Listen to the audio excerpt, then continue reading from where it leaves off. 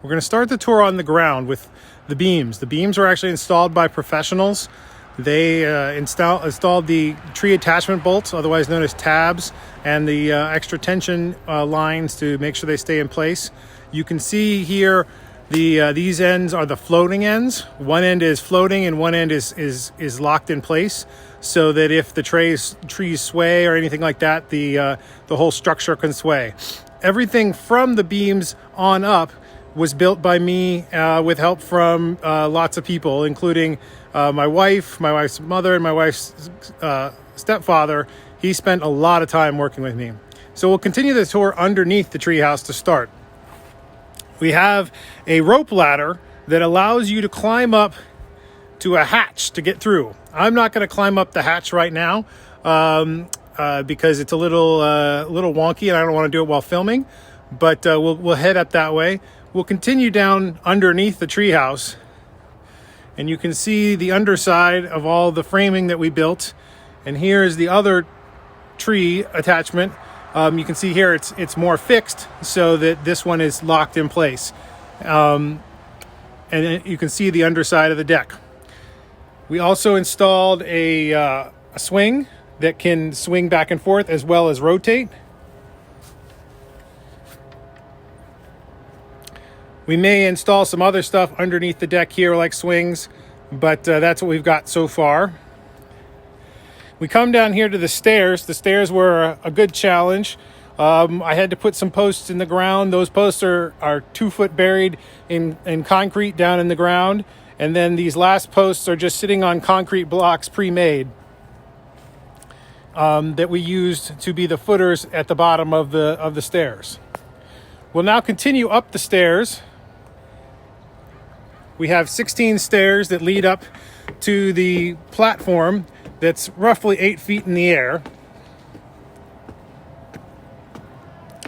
And here we come up to the octagon-shaped deck that is roughly 150 square feet of decking. You can see the wires on this tree much easier that come up through the deck. I had to cut some holes to fit in there. Around the deck, we have a railing. It's a wire railing that Silas's grandfather provided and installed. So it goes all the way around, holding with wires to give a nice clean view out from there. And so we'll pan back over. And here you can see the outside of the treehouse. It is 8 foot high walls, 8 foot wide and 10 foot long.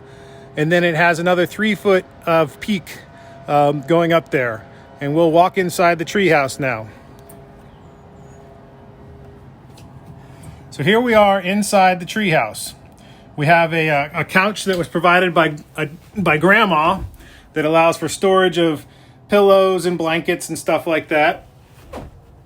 And then around the walls, we painted it blue, gray, and green, kind of Seahawks colors. And then Silas has put some stickers on around the room. We also have lights installed in here that are run by Ryobi batteries. So you can see one of them up there. We got a bean bag, and I'm going to go over here and close the hatch just so I don't fall down it. So there's the hatch.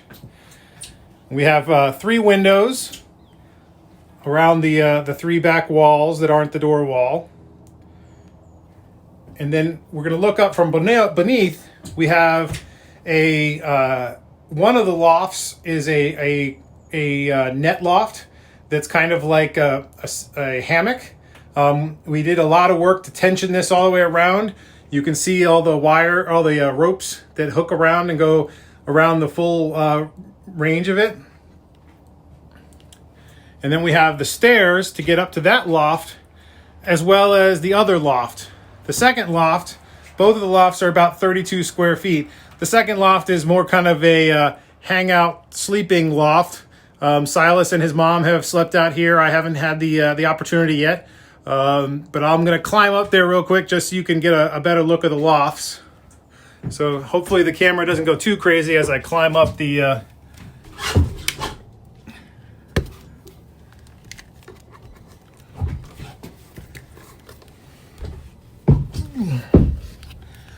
So here we are up in the loft, and I'm going to pan over, and you can see Silas has kind of made it a sleeping area. It's got a light switch up here for some lights, everything like that. And the last thing I'll show is the roof.